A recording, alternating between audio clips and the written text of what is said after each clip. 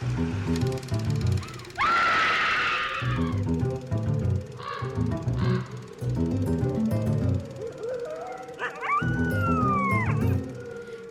and welcome to Scream Scene, the horror movie podcast where we watch every horror movie ever made in chronological order and then we rank them from best to worst. My name's Sarah. And I'm Ben. Thank you for listening to us today.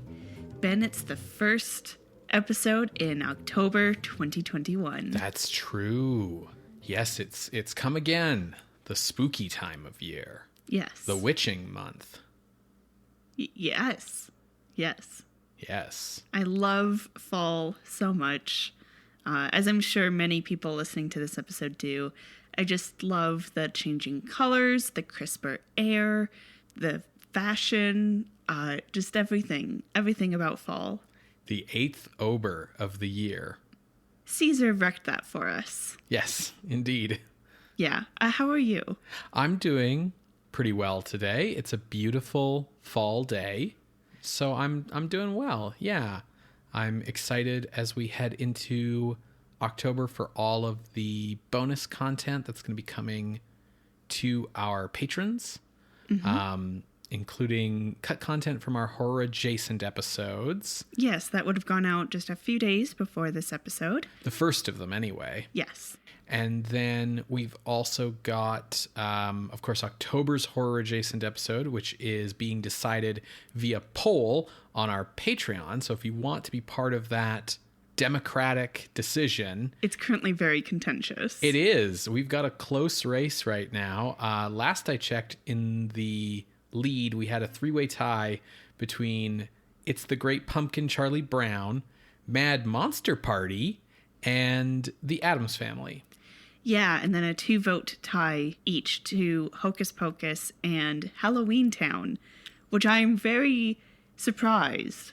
I mean, I guess it's a very close race. Yes. It's anyone's episode. At this point, yes. I'm surprised Hocus Pocus isn't doing better, but I am pleasantly surprised by that. So, and anyone who has voted for Halloween Town, thank you. I had to fight Ben to get it on the poll.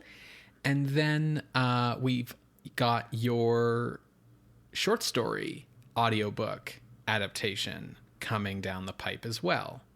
Yes, so that will be coming out later in the month.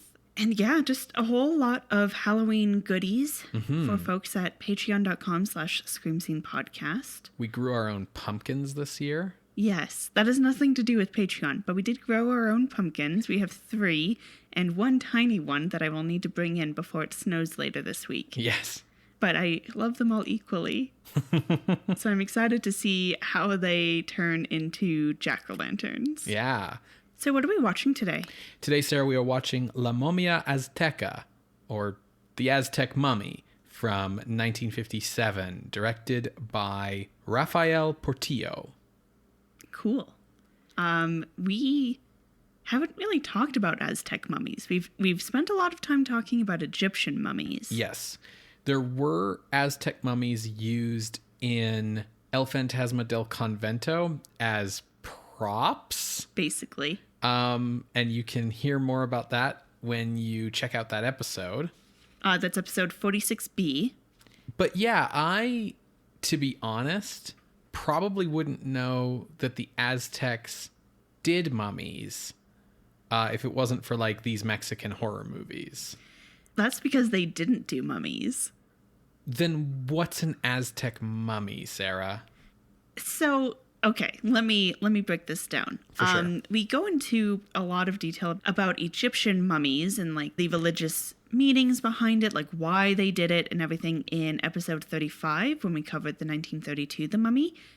And kind of the key takeaway there is that it's like a ceremonial funerary process to prepare the body for the afterlife and a very specific embalming process. The Aztecs didn't do that.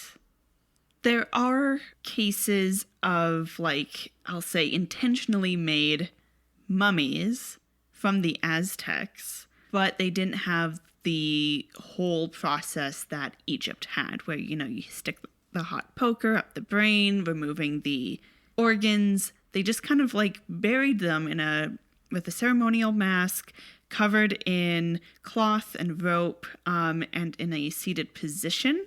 And through desiccation, these bodies turned into mummies. Got it. Okay. Sort of like bog mummies, where it's like this thing's a mummy because of like the result of a natural process rather than on purpose. Yeah. So most of the Aztec mummies that are even on display in museums are what I'll call natural mummies. Now, that's not to say that they weren't buried with possessions. I'll be getting into why they did that, but it wasn't like they were like, okay, now wrap this person up with this linen or anything like that. They were just buried or cremated, depending on what happens.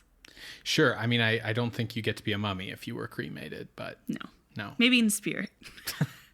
So just to clarify who the Aztecs are, they are the indigenous population in Mexico.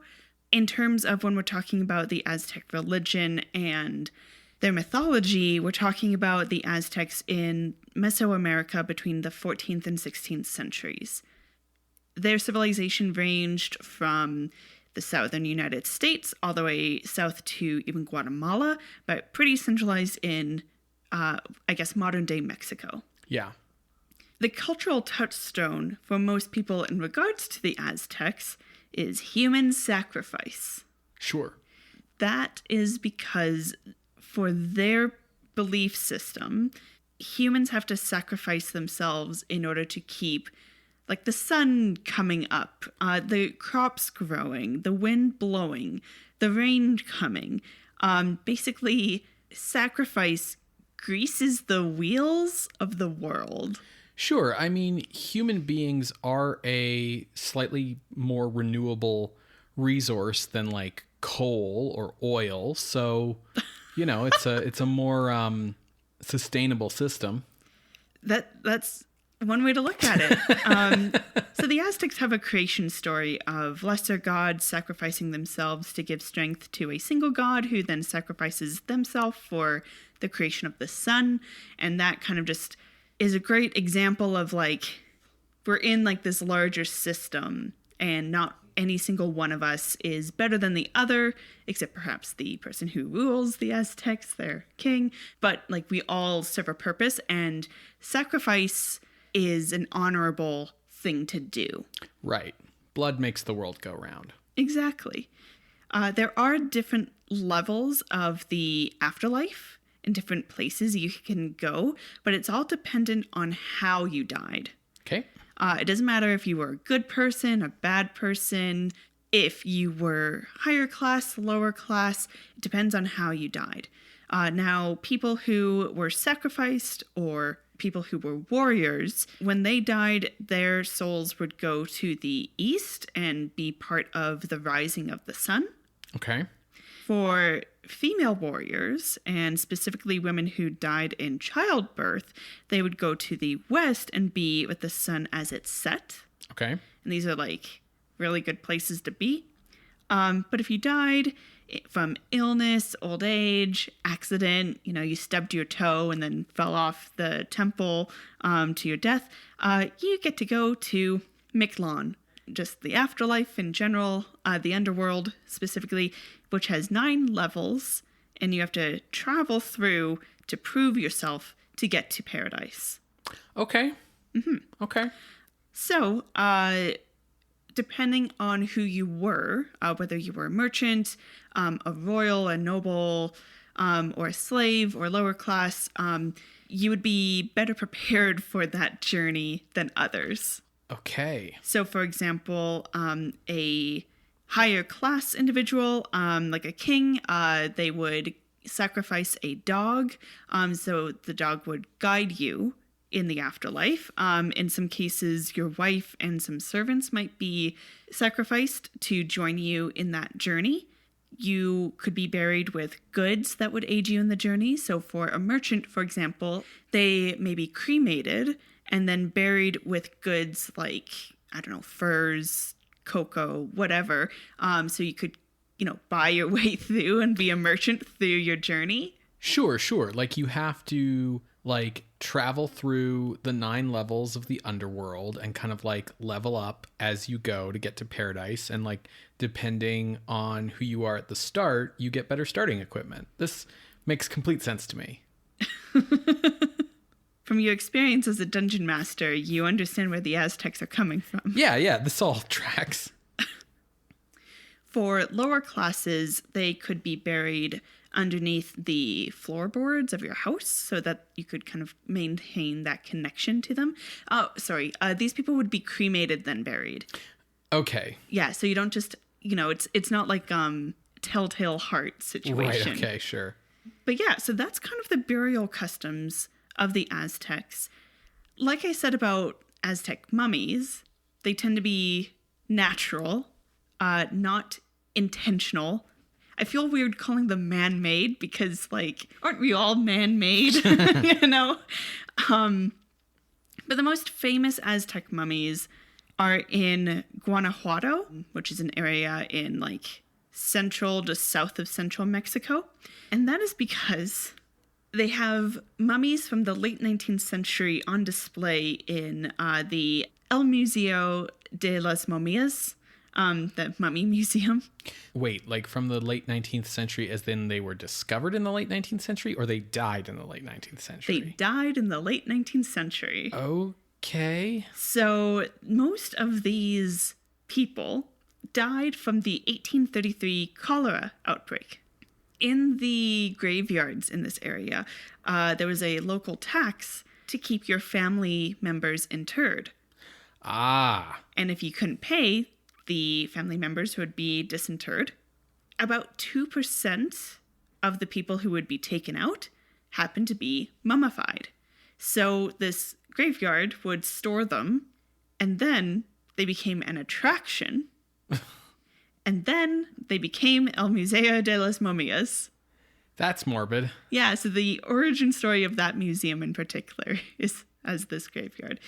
And that kind of gives you an idea of like how fast and easy it is for these mummies to be created in Mexico. Most of the mummies that are on display around the world are these natural mummies. And in fact, the mummy that is in El Fantasma del Convento is more than likely from this particular mummy collection from Guanajuato. Okay. So you did say that like Aztec bodies that would become mummies would have been bodies that would have been like buried, wrapped in linen with like a mask in like a sitting position. So not in linen, just cloth. Oh. It could be furs. They'd be in a seated position. They might have a ceremonial mask depending on how they died. And then they would just be like buried or stored somewhere, for lack of a better word. Right. So who got the ceremonial mask treatment and who got like cremated? Like what decided who got what?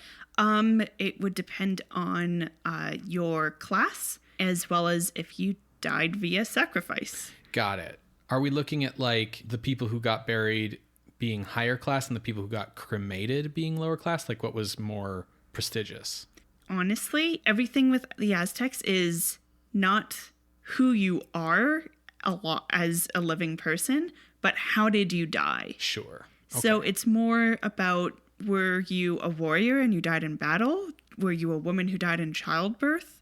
Were you like sacrificed via ritual? You would be getting these masks. You'd be getting that higher treatment. Got it. Okay. So the mask thing, the wrapped in cloth thing, that's higher status than cremation. Okay, cool. Yeah. So I'm really curious to see what kind of mummy we get in this movie, because as we've seen from the past Mexican horror movies, they are very inspired by Universal.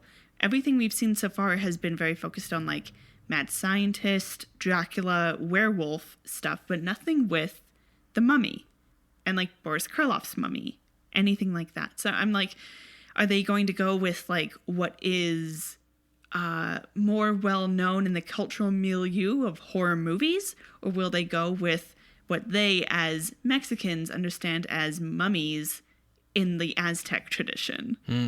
Well, you've sort of hit the nail on the head, because the idea for La Momia Azteca was the popularity of these Mexican horror movies that were remixing ideas from old Universal films.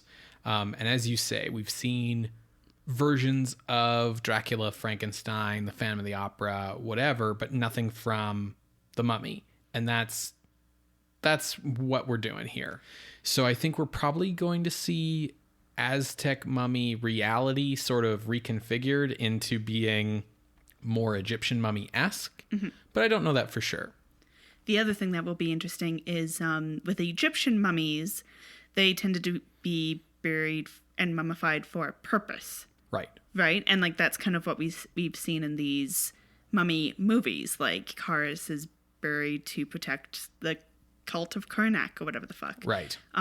Aztec mummies are just like, roll of the dice. Are you part of the 2% who happen to get mummified? Right. Yeah, so we'll see what that's like, but I know that as a film, this is knocking off the Universal Mummy movies. Producer Guillermo Calderón, who had been working in the industry as a producer since 1943, came up with the story idea for this film, which plays on the reincarnation themes common to Hollywood mummy movies, as well as the reincarnation trend that was going on with all the Bridey Murphy stuff. So this is sort of a Imhotep meets Bridey Murphy kind of concept. To co-write the screenplay, he enlisted the aid of Alfredo Salazar, who had co-written La Bruja, and is also the brother of Abel Salazar, who produced and starred in El Vampiro. The film's director is Rafael Portillo, who got his start as an editor in the 1940s, and for whom this was his fourth feature film. The film stars Ramón Gay, who appeared in La Bruja, so we've seen him before. He was 39 years old when he appeared in this movie, and he would die 3 years later when he went to dinner with his co-star Evangelina Elizondo after a performance of a play they were both doing, and he was shot dead by her husband, Jose Panganoni. Oh, shit. Crox Alvarado, who appeared as Captain Robles in Ladrón de Cadaveras, also co-stars in this film. The producers of La Momia Azteca must have had great confidence in what they were doing, seeing the success of Ladrón de Cadaveras and El Vampiro, because they shot this film back-to-back with its two sequels. Oh, wow. La Maldición de la Momia Azteca, The Curse of the Aztec Mummy. Okay. And La Momia Azteca contra el Robot Humano, the robot versus the Aztec mummy. Oh my God. That sounds amazing. The first film was released on November 13th, 1957, and it was commercially successful, but received mostly negative critical reviews. Okay. And how soon is that after El Vampiro? A little over a month. Okay, cool. Yeah. In 1963, the movie was brought to the U.S. by Z-grade movie producer Jerry Warren, who we talked about in our episode on Man Beast. Warren cut out most of the dialogue scenes and replaced them with new scenes featuring American actors commenting on the action, so as to avoid having to dub the dialogue. He gave the story a new ending, where the mummy is brought back to civilization, kidnaps the girl, and then we see the mummy carry the girl off into the highway at night, and then a newspaper headline comes up saying that the mummy was run over by a car and killed, and that's the end. Cars. This version of the film was called Attack of the Mayan Mummy, Okay. and it is notorious as sort of a trash film. Yeah. Enjoyed by the fans of sort of bottom-of-the-barrel cinema, so somewhat notorious in that way. All three Aztec mummy movies were released in 2006 on DVD in the Aztec Mummy Collection from BCI Video. Well, folks, hopefully you can find a copy to watch along. I'm sure it's been desiccated in some sort of way that you can dig up and discover and watch. You're going to hear a brief musical interlude, and when we come back, we will discuss La Momia Azteca from 1957, directed by Rafael Portillo. See you on the other side, everybody.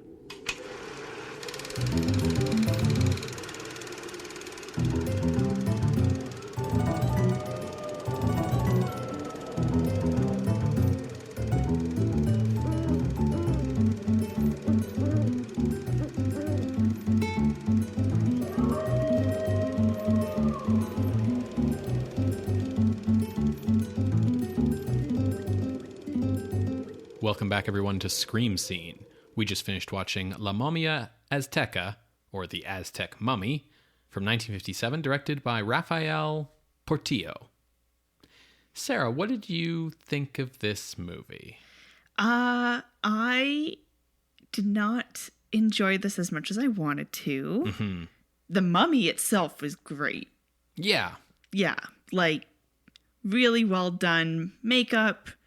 The rest of the movie is a mishmash. Yeah, that's a good way to put it. It's got problems, and we can go into those problems later.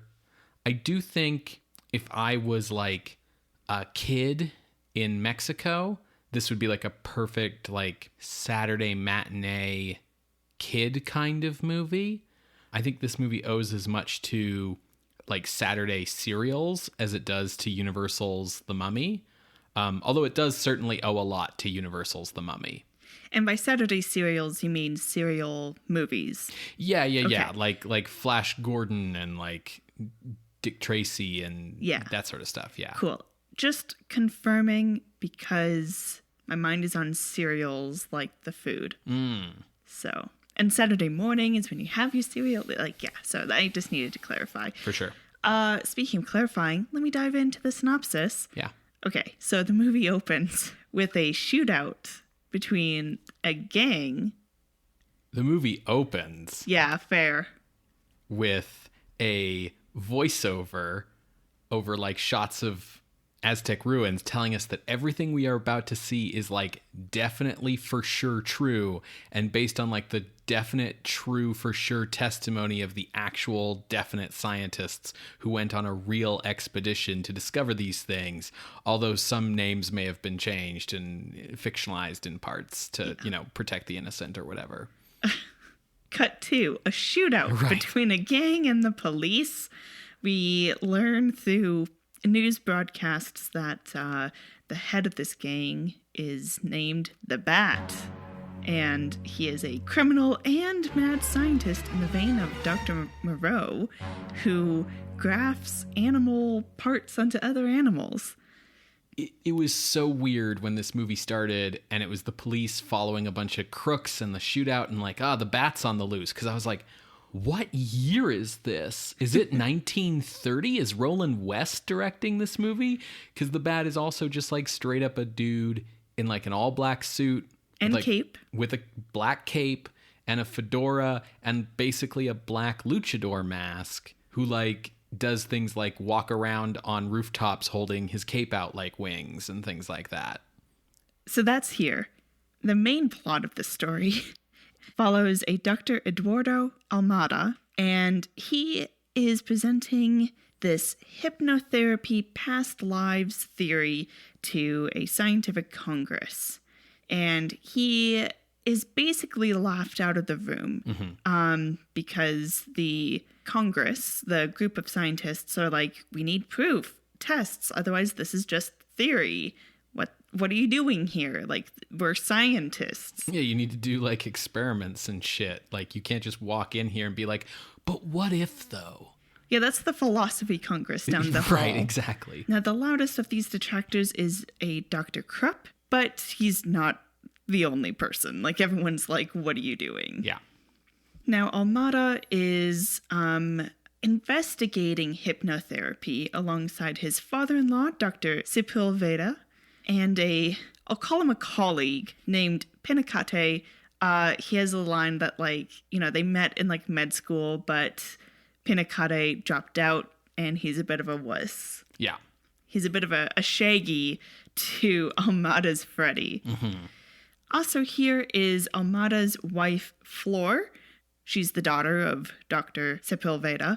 And, they're all talking like, well, how are we supposed to get evidence and proof and tests? Because this is just like so dangerous an experiment that like, are we really ready to do this? And Sepulveda's like, well, you could do it on me. Almada's like, yeah, but you're old and you might not survive. And Flora's like, well, you could do it on me. And they're like, okay. As she offers herself up as a test subject, we go through hypnotherapy. We also see that the bat is sneaking in, peering through windows to watch this experiment. And we learn that Flora had a past life as Xochitl. She is like around 20 years old. She is going to be sacrificed to an Aztec god. And she's like, this is the greatest honor. I'm totally into this. I can't be touched or see anyone because I need to be a maiden for this sacrifice, except she has fallen in love with Popoka, who is like a guard. Yeah, he's a warrior. A warrior, okay. They're found out. Popoka is cursed and killed. And basically the curse is that he will never reach the afterlife. Yes. Then Xochitl is sacrificed. She is put into this sacrificial garb with this fancy breastplate and bracelet and sacrificed. So they bring Flora out of the hypnosis and they're like, great, well, we just like proved our shit, but how are we going to prove shit? Yeah, because like they could present that to the Congress and they'd be like, she's just making shit up. Yeah. What is this, Bridey Murphy? Yeah, she just saw Universal's The Mummy and is reciting the plot of that movie. So to prove his theories, Almada and everyone go to the local Aztec temple to which is where Xochitl was sacrificed, and they go there to find evidence. And what they do find is the breastplate that Xochitl was wearing. My favorite part about this is they go to this Aztec pyramid that's in this kind of like little complex of Aztec ruins. And like, it's not like archaeologists going on an adventurous dig to like Hamunaptra. It's like they get in the car and they drive over to like the, national park where like tourists probably go during the day and stuff. And they just like hop the fence and then they just start going into the pyramid and like smashing down walls to go and find the secret chamber. Yeah. And because it's like you don't get any sense of time or distance, it really just feels like it's like, yeah, the one that's like down the street. Yeah, exactly. On the other side of the city. Well, because like they give you establishing shots of the moon, but then all the footage that they shot outdoors at this real pyramid, it was clearly daytime. So it's very hard to judge. The bat has followed them. So they find the breastplate and they've succeeded. They come back. They host like a little dinner for the scientific congress. And the congress is like, well, I'm impressed. But be warned, there are superstitions about infiltrating Aztec pyramids and doom will befall your family. We believe these superstitions, but we won't believe your theories. Yeah, very flip-floppy scientists here. Also, one of these scientists is like, oh, so like using this breastplate, we'll be able to find like the rest of the treasure in this pyramid. But in order to do that, they need to decipher the hieroglyphs that are on the breastplate, and they can't do that without the matching bracelet, which they left in the temple. So Flora is like really upset about all this. She had this like really bad feeling from the beginning about going into the temple. Now that they've taken the breastplate out, she's like, I really don't like this. Almada, what the fuck? Please, I don't ask you for anything. Can you please just let dead dogs lie? I guess dead dogs lie. And Almada's like, no, we're going to go back for the bracelet. So he, Pinacate, and Sepulveda go back and they find the bracelet. And then they also find Popoka, the mummy. He looks exactly like how the Aztec mummies look in like Google search results. Right. Like they did a fantastic job on this makeup. My favorite thing about this tomb is that like we know they killed Popoka and they killed Xochitl here. when they find the tomb, Xochitl's like skeleton is still just lying on the sacrificial altar. Like they just left her here. But also like Popoka the dead man was like wrapped up in cloth and then just sort of tossed in a corner. Yeah. And when he comes to life as a mummy, he like tears his way out of the like cloth cocoon that he was left in. And I just kind of like the idea that they just like left these corpses in here and they were like, all right, well, I guess we never use this room again. Yeah, seal it up, boys. So they manage to escape. They leave the bracelet in the room and they seal up where they went into the temple. And they're like, okay, well, I guess that's that. So the bat knows that they're going back for the bracelet somehow. And he's like to his goons, I want you to follow them. And when they get back to the house, I want you to sneak in and grab both the bracelet and the breastplate so we can get this treasure. As the goons are trying to break into the house, Popoka shows up and scares them off. He enters the house, grabs the breastplate, and then he recognizes the sleeping Floor as Xochitl. So he kidnaps her back to the temple to be sacrificed. He's like, what are you doing alive? You're supposed to be dead. Come on. I'm dead. Come on. Mm-hmm. So we see that the goons make it back to the bat. And they're like, hey, boss, that was a mummy. What do you want us to do?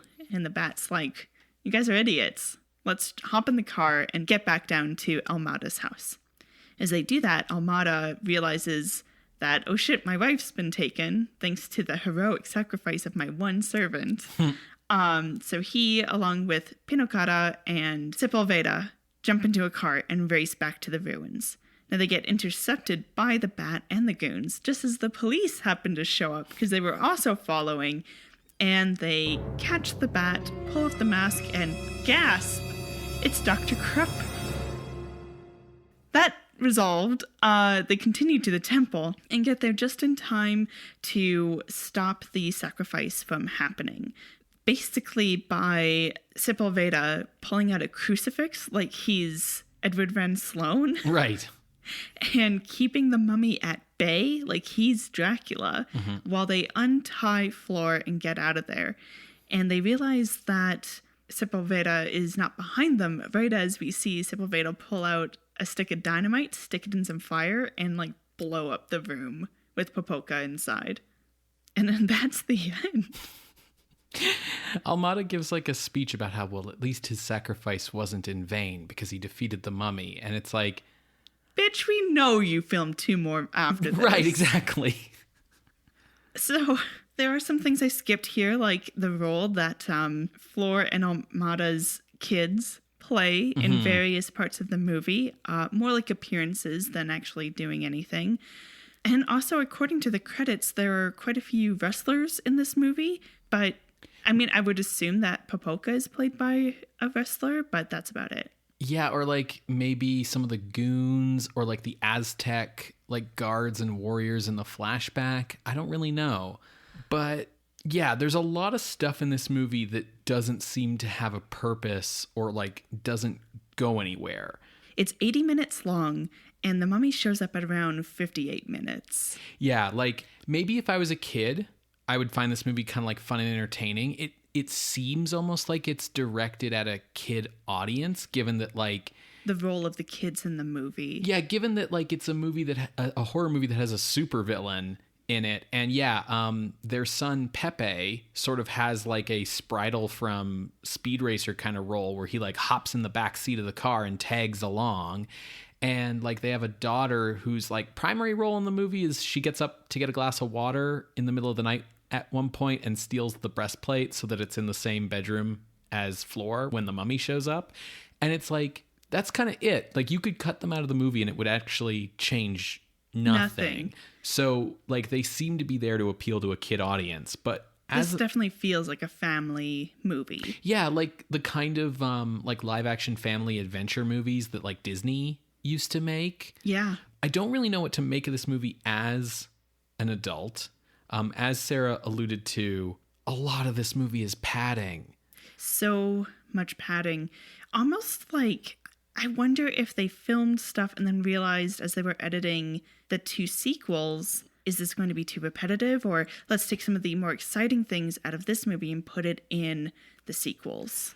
So to give you an idea, the hypnosis scene starts 10 minutes into this movie. The actual Aztec flashback begins 8 minutes later. So there's basically like 8 solid minutes of like, you are getting sleepy, like remember your past. And then the flashback ends 10 minutes after that. The Aztec mummy shows up in the movie The Aztec Mummy 50 minutes into the 80-minute runtime. And then he doesn't actually start menacing the characters. Like the characters don't meet him until like 10 minutes after that. So as Sarah said, like 58 minutes. Like there's 20 minutes left to go in this movie. And even then, it feels like it's dragging its heels. Oh, absolutely.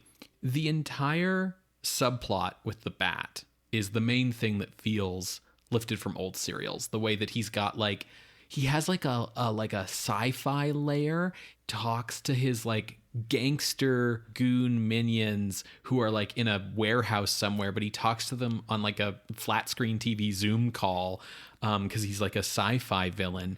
Yeah, it really reminded me of that one character from the old Batman serials who talks to his minions through like a little TV. Yeah, that's like a pretty standard serial thing. Like the masked villain who gets like unmasked in the last chapter is like a classic like trope of old serials. And that's the same thing here with the bat, where we don't know who he is. But like weirdly, the whole thing where he's like a Dr. Moreau type has nothing to do with anything and never comes back.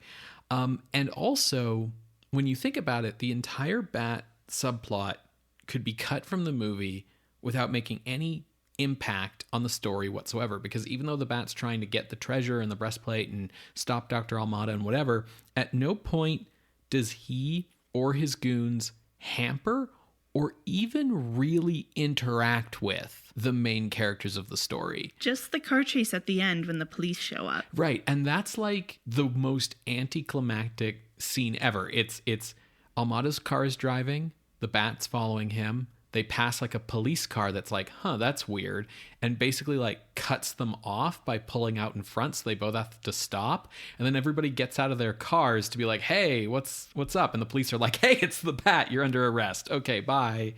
Like you could cut that scene and it would change nothing. And the whole big reveal of the bat like is very like, who? I go, okay, he was like a character from the beginning of the movie in that one scene. Okay, fine. Yeah, just a lot of padding in this movie.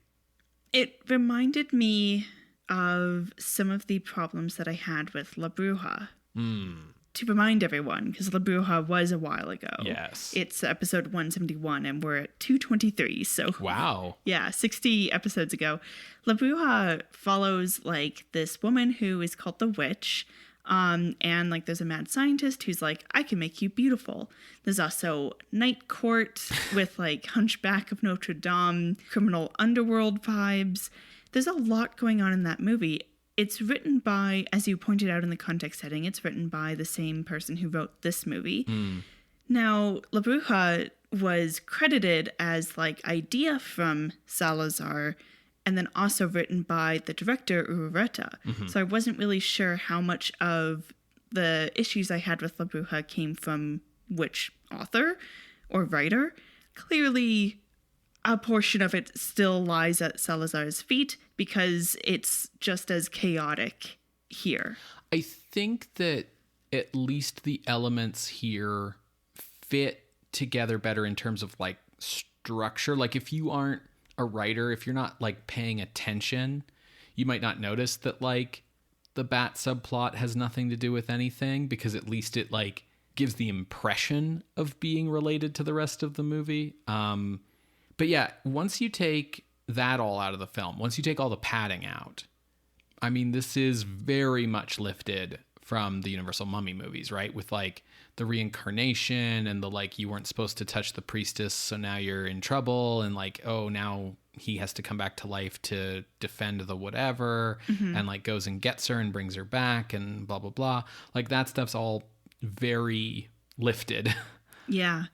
I will say, I forget if we talk about this in the actual like original Universal Mummy content or in the horror adjacent episode we did on the 1999 The Mummy, but we discussed how we couldn't really picture how to do a mummy movie without it being set, an Egyptian mummy movie set in colonial Egypt in like the 20s. Right. And having that pulp vibe, having that colonial aspect, and having it be a period film.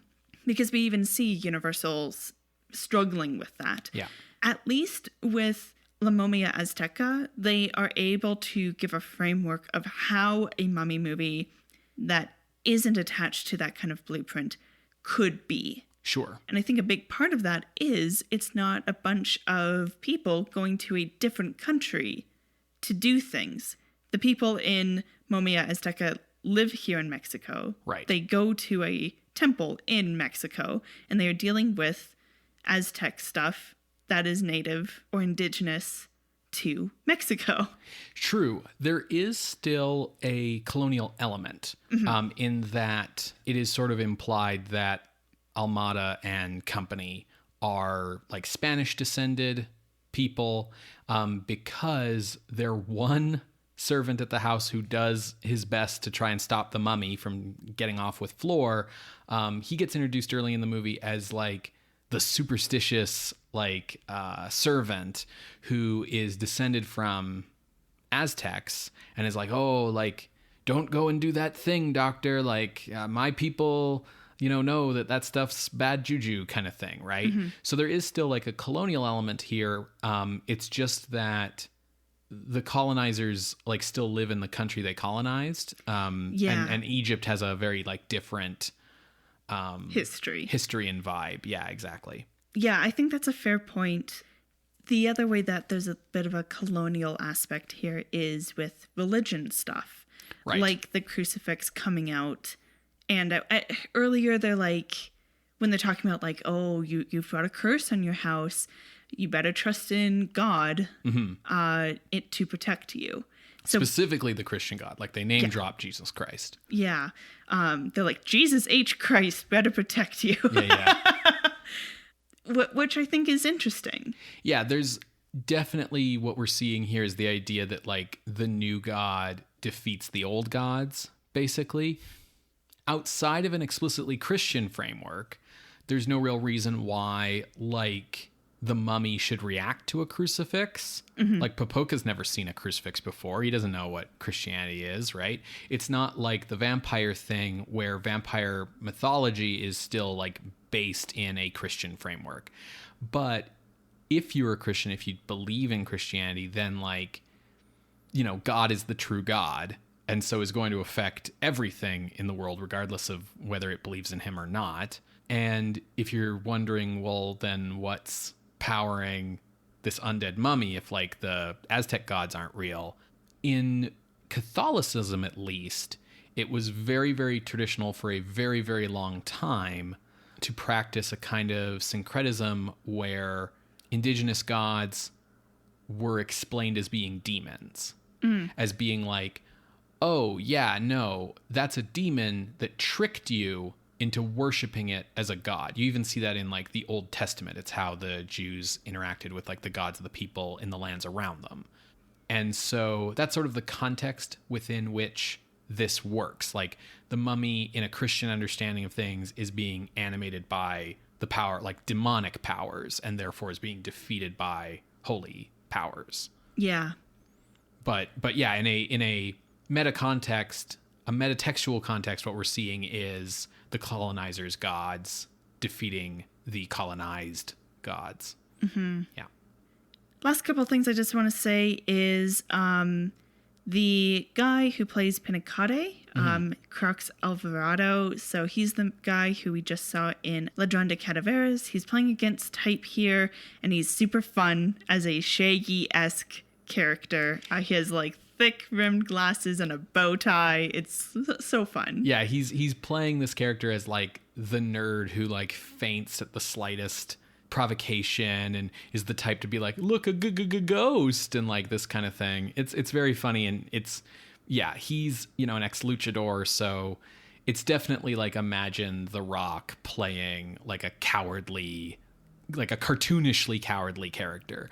The degree to which he is cartoonishly cowardly is another thing that I think gives this movie like a for children feel. Yeah, because he is an ex-luchador, he can bring some physicality to this comedic kind of role. Like when they first see the mummy and they're escaping, he like runs in front of everyone and then like dives out of the entrance and is like doing a bit of a roll while everyone else is just like climbing out. Yes. Like it's fun. And then Rosa Arenas, who plays Flor, she's fun. She's cute, but she doesn't get to scream. Yeah, it's conspicuously weird. And it's almost like they filmed her screaming, because there's shots where it looks like she's just about to scream, and then either they don't have the scream in and they cut to a different angle, or they cut to a different shot altogether. Yeah, like maybe she couldn't scream good, so they just cut them all out. She kind of gives off some like kind of screams at one point that's more like moans or groans of some kind. But yeah, it's odd. So without screams, is this movie horror enough to rank on the list? What do you think? I think this is horror just as much as La Bruja is horror. And if you remember from that episode, I wasn't 100% convinced La Bruja was horror, and you convinced me. I think this is horror. The mummy makeup is quite good and gruesome, and the mummy, I think, menaces our characters like enough to count, but I do not think the sequels are horror. I do not think we will be watching the sequels. I would like, however, at this time, to give the plot synopses of the sequels, because I did, after watching this movie, go, okay, I'm going to check up on these sequels before we like slot them into the schedule. You know what I mean? Sure. I mean, like the sequel sounds like it could be. And then the third one where it's like the robot versus the mummy just sounds like, no, this is like Godzilla versus Mechagodzilla. Yeah. Okay. So keeping in mind that these were all shot back to back to back, so they knew what they were doing here. The second film is The Curse of the Aztec Mummy. The plot is continued from the first film. The evil Dr. Krupp escapes from the police with the aid of his gang, and once again tries to get possession of the Aztec princess Xochitl's gold breastplate and bracelet by hypnotizing her current reincarnation, Flor Sepulveda, to get her to reveal the location of Xochitl's tomb.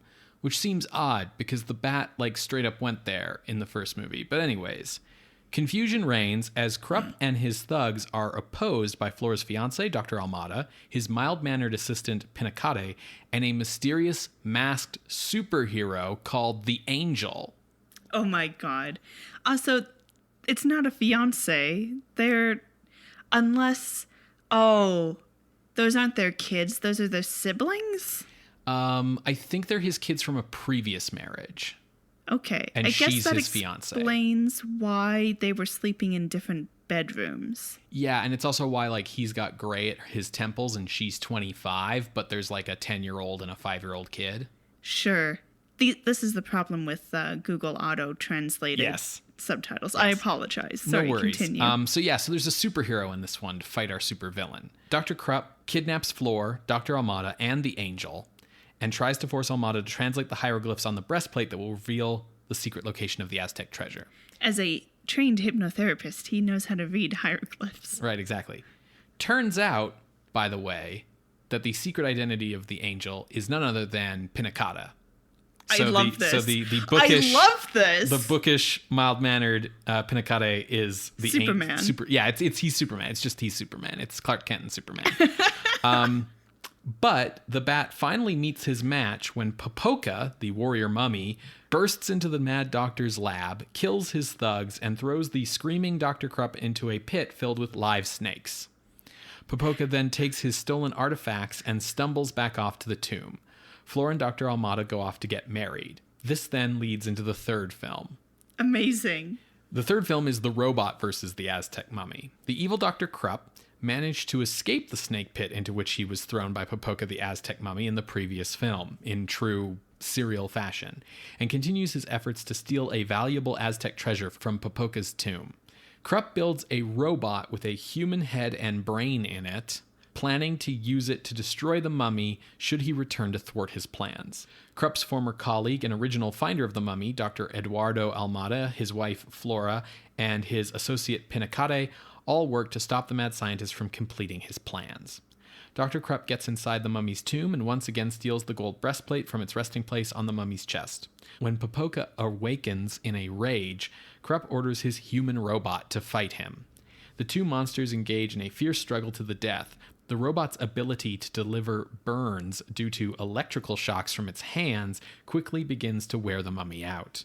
Just as it seems the robot is winning, Dr. Almada bursts into the tomb and knocks the remote control from Dr. Krupp's hands, effectively shutting off the robot's brain. In an insane rage, Popoka attacks the robot, literally tearing it into scrap metal.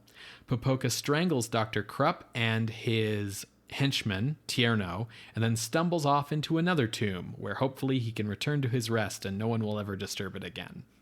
So those are the sequels. That is amazing. The sequel sounds amazing. According to my research, both sequels have running times that are excessively made up of flashbacks to the previous movies. Oh, okay. It doesn't sound amazing. I like the premise. Yeah. But I don't think watching it is something I would like to do. Yeah. And these don't sound like... It sounds like we get way out of horror territory and into, some very comic booky territory. Oh, absolutely. I think you hit the nail on the head where you described this movie as being equal parts Universal and serial movies. Mm-hmm. Okay, but we have decided this is horror, so where were you looking to rank this? So I had a bit of a hard time finding a range for this one, often because the things I liked about this movie or wanted to like about this movie sometimes confused me over the fact that while watching this movie, I was often very bored and wanted it to end. So I struggled. Mm-hmm. I compared it to the various mummy movies we have on the list, and ultimately I came down on it being worse than all of them. While the look of the Aztec mummy is cool and unique, and none of the Universal mummy movies had a supervillain in them, ultimately, if you sat me down and said, we're either going to watch the Aztec mummy or, the Mummy's Curse or the Mummy's Ghost or whatever, I would pick the Universal one, for sure. So the lowest ranked Universal mummy movie that we have is The Mummy's Hand at 164. Looking down from there, we've got some decent movies. Werewolf of London, The Avenging Conscience, The Golem. But 169... Nice. Sorry. ...is the 1941 remake of The Black Cat that's sort of more comedy and Old Dark House than it is horror. Although that woman does burn up to death at the end of it. So I kind of thought that The Golem was definitely better than this. But maybe this was better than The Black Cat, and I made 168 my ceiling.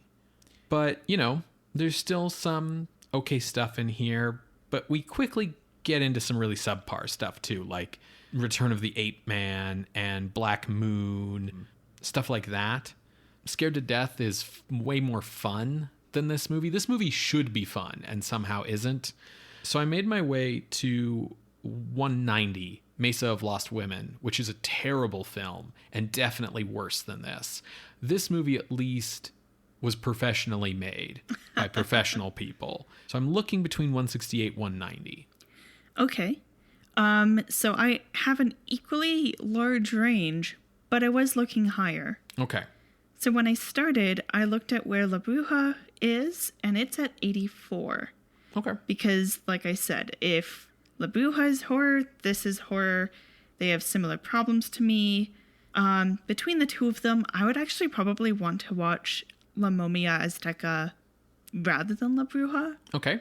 So I made that my ceiling. And then as I looked down to try to find my floor, I kind of just petered out at 117. The corpse vanishes. Because that movie has a lot going on as well. It has the reporter, the photography cover story, because she's investigating fancy flowers. There's the Botox and yeah. And I was but at least La Momia Azteca gives the semblance of it all kind of being one thing. Sure. So my range was 84 to 117. So that puts a very large gap between your floor and my ceiling.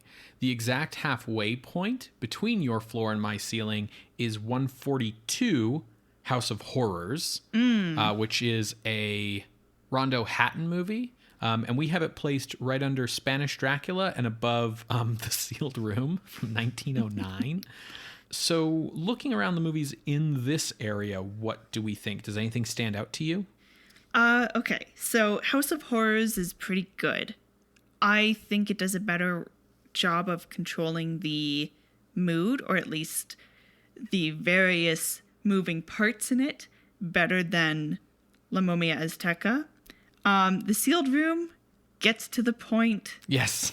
And is nice and short and quick. Yeah. It doesn't dally around. So I am thinking, like, looking a little lower, what do you think about 147 Bride of the Monster? Because that is also very inspired by Universal, and I think it's better. I think it's better too, because Bride of the Monster, one of the reasons it's the best Ed Wood movie is because of its focus. Like, compare Bride of the Monster to Plan 9 from Outer Space, which is trying to be like 3 or 4 different movies. Like La Momia Azteca. Exactly. So I think Bride of the Monster is superior here. So looking a little further down, what about the Bridey Murphy movie, The She Creature 152?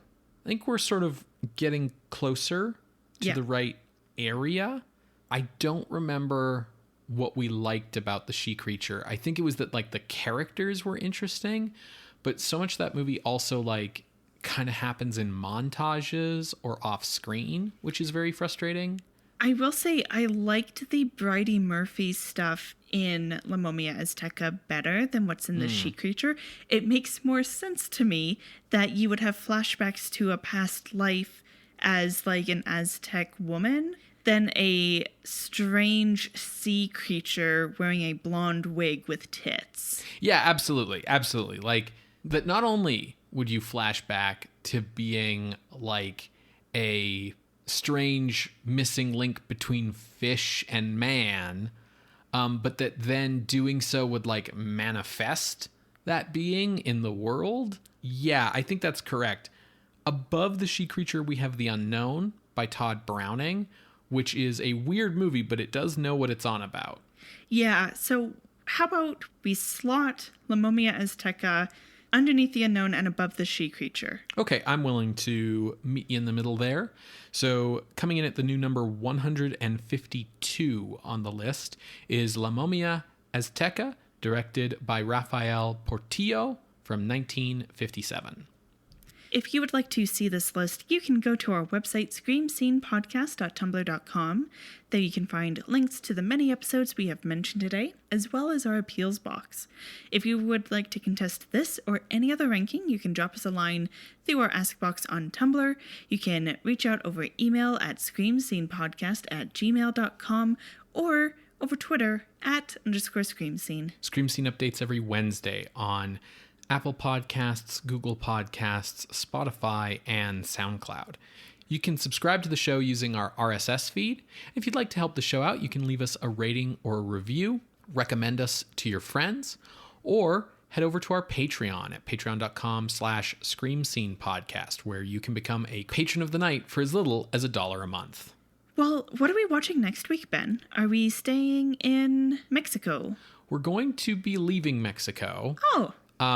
Partially because we will not be watching the follow-up sequels to this movie for the show. And instead we're returning to America.